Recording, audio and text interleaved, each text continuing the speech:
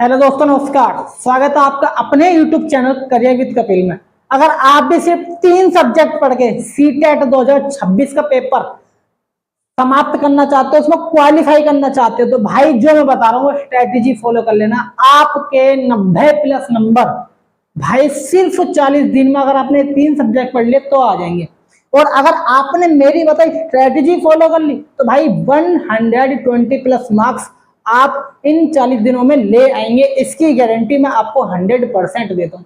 बस आपको मेरी बताई हुई स्ट्रेटेजी फॉलो करनी। तो आइए जानते हैं कि वो कौन सी टिप्स हैं जिनको फॉलो करके हम सीटेट क्वालिफाई कर सकते हैं 2026 में, वो भी सिर्फ 3 ही सब्जेक्ट पढ़ के। तो भाई सबसे पहले बात, हमको क्या करना, पेपर 1 देखना। पहले पेपर 1 एगो फर्स्ट से 5th तक होगा पेपर 1।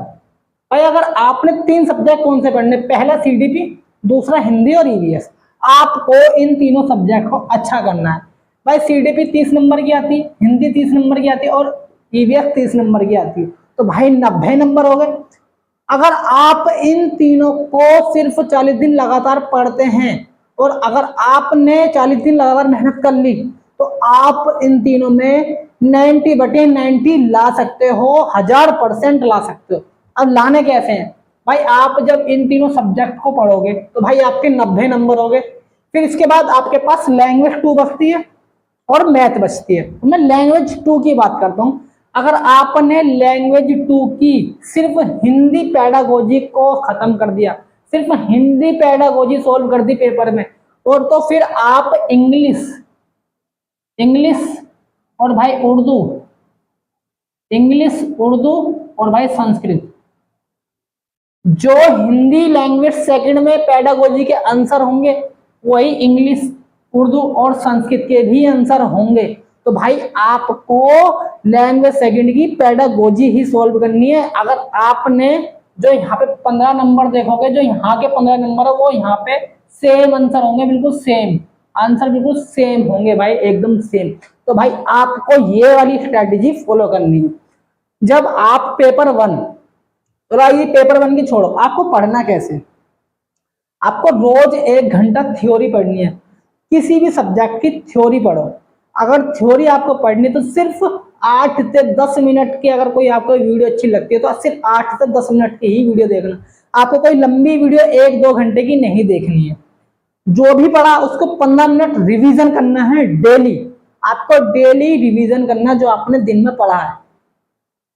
45 मिनट आपको पीवाईक्यू लगाने हैं डेली। अगर आपने, वो भी कब, लास्ट 5 ईयर के, लास्ट 5 ईयर के आपको पीवाईक्यू लगाने। अगर भाई आपने इतना काम कर लिया ना, आप 90/90 लागू 3 सब्जेक्ट में, गारंटी है, लिख के ले जाना। बात करते हैं पेपर 2 की। पेपर 2 में आपको सीधी मिलेगी, हिंदी मिलेगी और भाई आपको एसएसटी या फिर मैथ और साइंस में से एक मिलेगी। भाई सेम कॉन्सेप्ट है, सीडीपी और हिंदी को आपको ऐसी करनी है कि आपके नंबर ना कटे।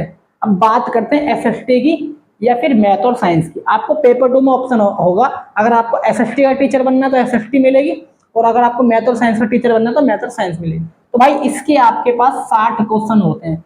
इस 60 में से 40 की आपके पास थ्योरी होगी और भाई 20 की होगी आपके पास पैडागोजी।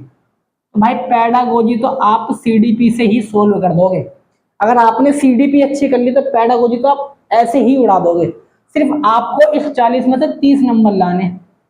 तो भाई अगर आपने 40 में से 30 ले, 30 वो और 20 पैडागोजी के, 50 नंबर हो गए। 50 और 60 कितने हो गए, 110 नंबर हो गए भाई। और 15 नंबर लैंग्वेज 2 के, 15 नंबर लैंग्वेज 2 के हो गए। तो भाई आपके टोटल हो गए 125 मार्क्स। तो भाई आपने अगर ये स्ट्रेटेजी फॉलो कर ली तो इतने में ही आपके इतने नंबर आ जाएंगे। भाई जब आप पेपर 1 और पेपर 2 की हिंदी पेडागोजी सोल्व करोगे तो लैंग्वेज 1 और लैंग्वेज सेकंड की पेडागोजी सेम होगी। भाई अगर आपने लैंग्वेज सेकंड में उर्दू, इंग्लिश, संस्कृत जो भी चुनी होगी, उसकी लैंग्वेज 2 में जो हिंदी की पेडागोजी होगी वो वहां पे सेम होगी। रोज जो पढ़ा है उसको 15 मिनट लिखकर जरूर प्रैक्टिस करना भाई, लिखकर। आपको जो भी पढ़ा है उसको लिख के प्रैक्टिस करना। मान लीजिए आपने हिस्ट्री पढ़ी है तो हिस्ट्री को लिख के रिवाइज करना है। और उसमें भी आपने हड़प्पा सभ्यता पढ़ लिया कि भाई मोहनजोदाड़ो में क्या है, हड़प्पा सभ्यता धोलावीरा गांव, जो भी आपने पढ़ा है उसको लिखकर जरूर रिवाइज करें। और उन्हें ही एग्जाम से पहले शॉर्ट नोट बना लो, और एग्जाम से पहले जब आपको रिवीजन करना है तो आपको वो ही शॉर्ट नोट पढ़ने हैं। आपको कोई बुक नहीं उठानी, आपको कोई क्लास नहीं देखनी, सिर्फ आपको वो शॉर्ट नोट पढ़ने हैं। ठीक है भाई, बाकी दो सब्जेक्ट के सिर्फ इंपोर्टेंट टॉपिक करने हैं।